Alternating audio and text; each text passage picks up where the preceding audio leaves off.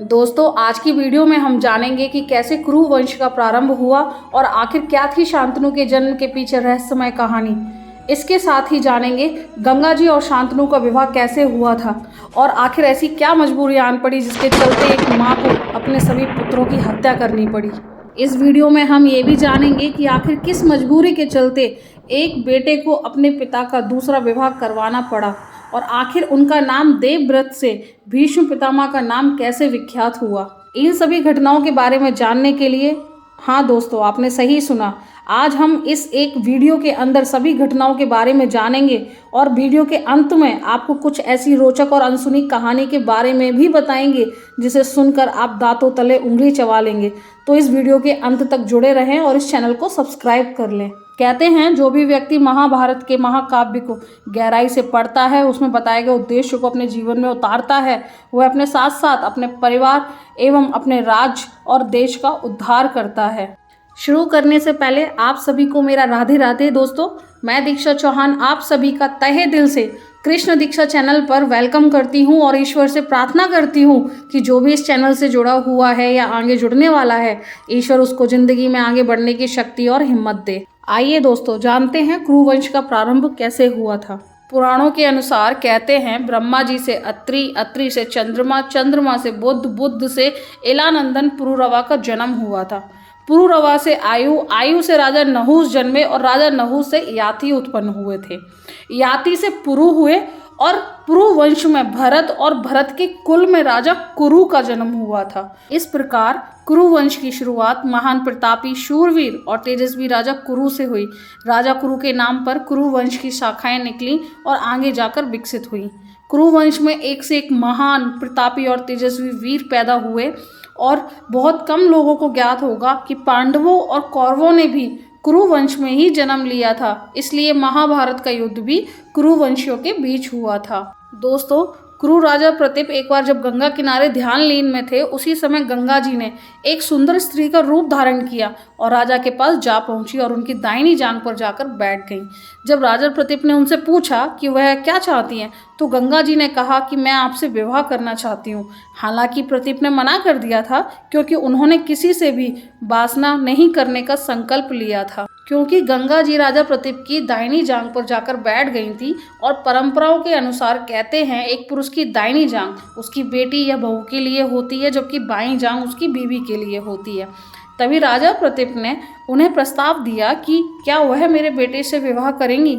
यह सुनकर गंगा जी उनकी बात से सहमत हो गई और उस समय वहां से चली गई।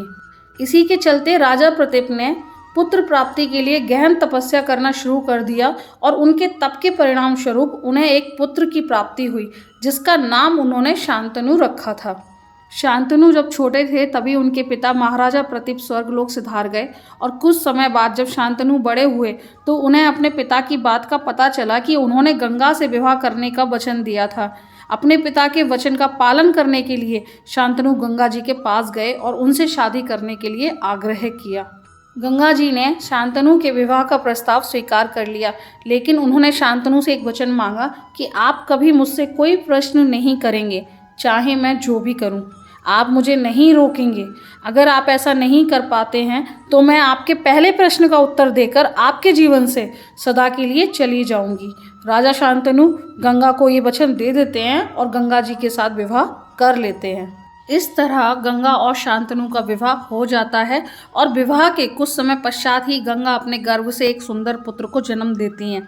जन्म के पश्चात जब गंगा अपने पुत्र को लेकर गंगा तट पर चली जाती हैं तो गंगा को अपने पुत्र के साथ तट पर जाते देख शांतनु भी उनके पीछे पीछे चले जाते हैं।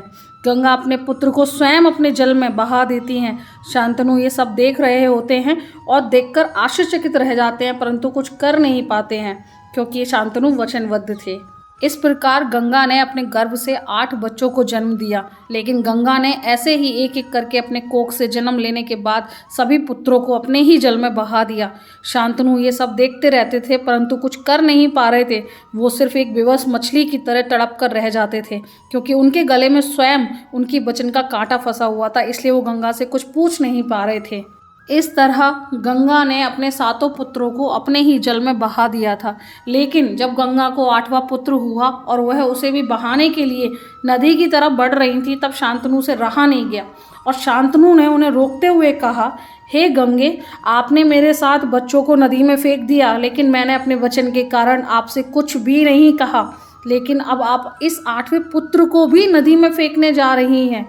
मैं सिर्फ आपसे विनती कर रहा हूँ, कृपया इसे नदी में ना डालें। यह सुनकर गंगा ने कहा, राजन, आपने अपना वचन तोड़ा है, इसलिए मैं अब आपके साथ नहीं रहूँगी, लेकिन जाने से पहले आपके प्रश्न का उत्तर देकर ही जाऊँगी। शांतनु के प्रश्न का उत्तर देते हुए गंगा जी कहती हैं कि मैं अपने पुत्रों की हत्या नहीं कर रही, बल्कि मैं उन्हें श्राप से मुक्त कर रही हूँ। इसके बाद देवी गंगा ने उनको पूरी बात बताई। उन्होंने कहा कि मैं स्वर्ग में रहने वाली ब्रह्मपुत्री आपके साथ धरती पर केवल एक श्राप की वजह से रह रही हूँ। पिछले जन्म में महाभिषेक इंद्रलोक आए थे और उसी समय में मैं भी अपने पिता के साथ इंद्रलोक में मौजूद थी। मेरी सुंदरता देखकर महाराज मोहित हो गए और मैं भी उनसे मोहित होकर उनमें खो गई थी, जिसे देखकर ब्रह्मदेव को क्रोध आया और उन्होंने हम दोनों को मनुष्य रूप में जन्म लेने का श्राप दिया था। देवी गंगा ने यह भी बताया कि उनके सभी 8 पुत्र वसु थे और उनका जन्म धरती पर दुख सहने के लिए ही हुआ है। उन्हें दुख से मुक्ति दिलाने के लिए ही जन्म के बाद उन्होंने सभी पुत्रों को नदी में बहा दिया था। लेकिन अब 8वीं संतान के समय आपने मुझे टोक दिया है और इसलिए इसे धरती पर कष्ट भोगने पड़ेंगे। इस 8वीं संतान का नाम था देवव्रत। इस तरह गंगा ने शांतनु के प्रश्न का उत्तर दिया और अपने पुत्र को शांतनु से ये कहकर अपने साथ ले गई कि सही समय आने पर आपके 8वें पुत्र को वापस लौटा दूंगी। गंगा के जाने के पश्चात शांतनु का जीवन अर्थहीन हो गया था।